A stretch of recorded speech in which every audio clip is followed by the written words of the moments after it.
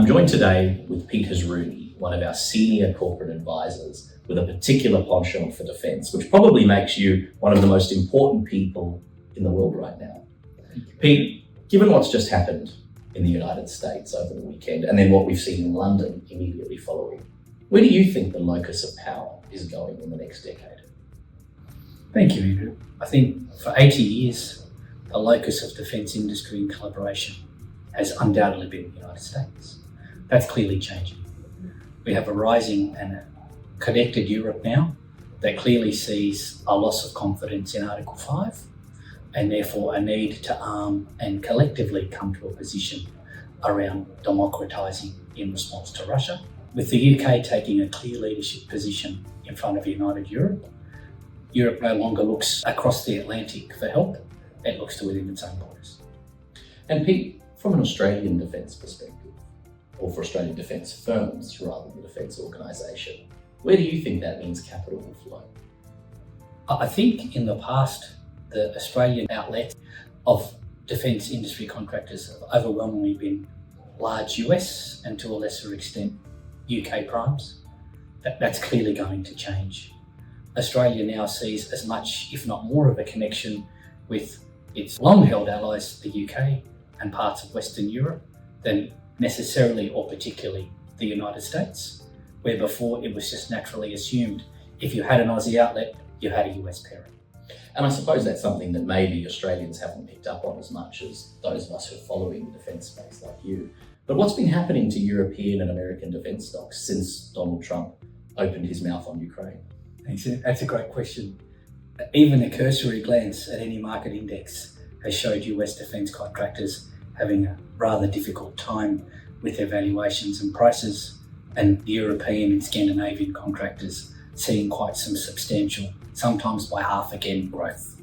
It's clear that the world sees quite broadly that Europe is now the locus of defence and defence spending and opportunity and growth, and that perhaps some of those defence contractors in the US, their best days may have been behind them for at least a little while yet. And suppose I was to ask you a question, I know normally you would charge me a lot for this kind of advice, but we're doing it a little bit for free on one of our Vox Pops that we organise here.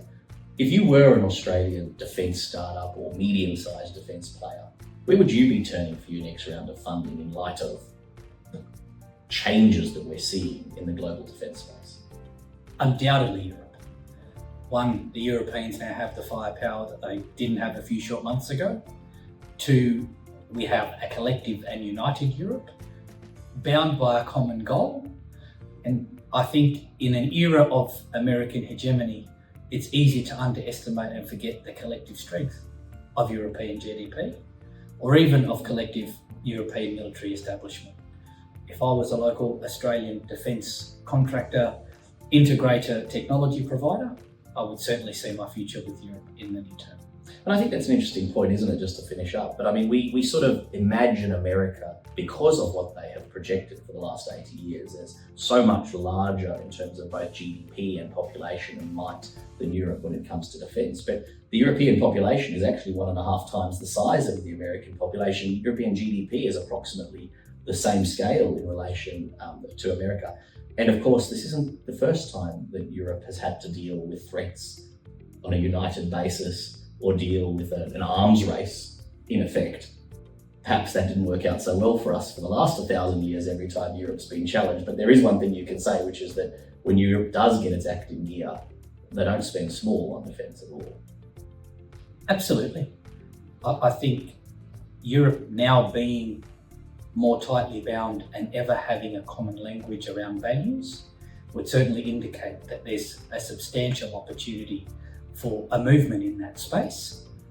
Again, in the past, we've just seen America as where that effort, that capital comes from.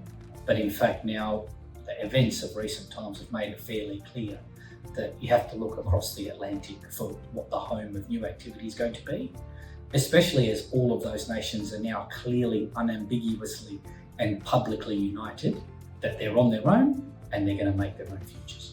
And if I had to ask you to make a prediction over the next, say, 20 or 30 years, which of course is only a blip in the eyes of the defence space, Are we going to see a re-rise of the British Navy, a re-rise of the French Foreign Legion, a rise again of German armoured vehicles? Is that really what we're projecting here, or is that sort of perhaps a little bit of a fantasy and return to the past?